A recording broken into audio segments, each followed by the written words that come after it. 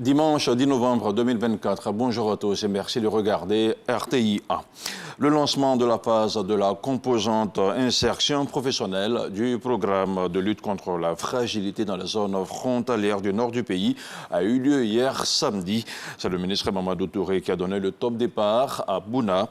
Le programme qui prend en compte près de 24 000 jeunes de 6 régions concernées vise à insérer les jeunes dans le projet structurant dans le domaine de l'agriculture, de l'élevage, de la transformation des produits en vue de les rendre financièrement autonomes.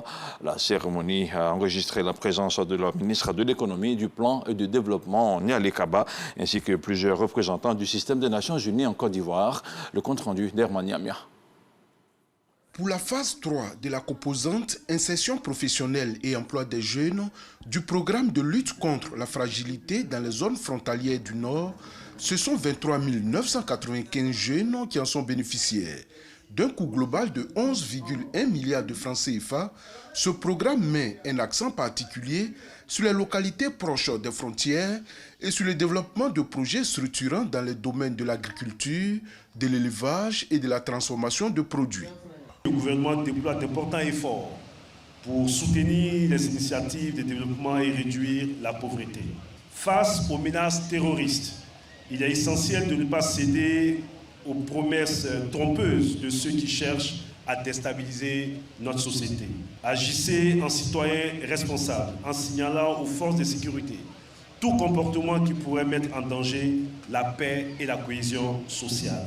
À cette cérémonie, 400 jeunes ayant participé à une formation sur les travaux à haute intensité de main-d'œuvre TIMO ont reçu les attestations de fin de formation.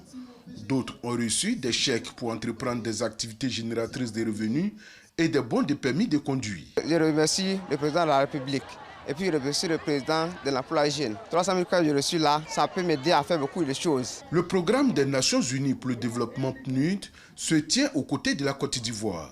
À cette cérémonie, plusieurs dons en équipement informatique et de mobilier ont été faits aux régions impactées. Nous sommes déterminés à continuer notre collaboration et à explorer ensemble toutes les opportunités pour l'emploi des jeunes, la paix et le développement durable pour cette région et toute la Côte d'Ivoire. La ministre de l'économie, du plan et du développement a indiqué aux populations que ce programme témoigne de l'engagement du gouvernement à intensifier ses initiatives de développement en vue d'améliorer leur bien-être.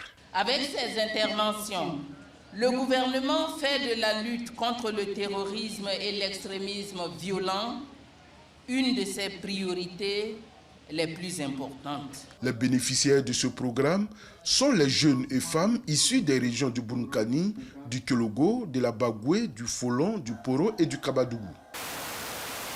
À Bouna avec la représentante résidente de l'UNFPA qui était le dimanche dernier dans le village de Bouko. Cécile Compaoré Zongrana y a procédé à une remise d'équipements agricoles à plusieurs coopératives féminines et de jeunes de 5 villages du département. La cérémonie de remise d'équipements a pour objectif de soutenir les populations dans leurs activités en vue de réduire la pénibilité du travail. On parle maintenant de développement durable avec la remise d'agréments à 44 bureaux d'études consultants indépendants pour la réalisation d'études d'évaluation environnementale et sociale.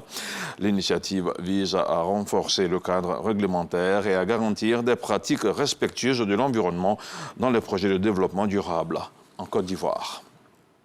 Et puis dans l'actualité hors de nos frontières au Burkina Faso, le régime au pouvoir à Ouagadougou veut rétablir la peine capitale dans son code pénal.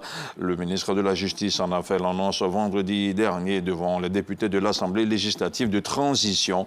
C'était au cours de l'adoption du projet de loi instaurant les travaux d'intérêt général. Aboli depuis 2018 au Burkina Faso, la sentence pourrait donc y faire son retour très prochainement.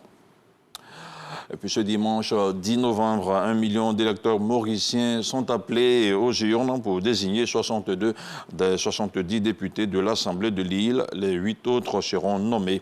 Le scrutin intervient à la suite de la dissolution du Parlement décidée par le Premier ministre Pravind Jugnauth au début du mois d'octobre.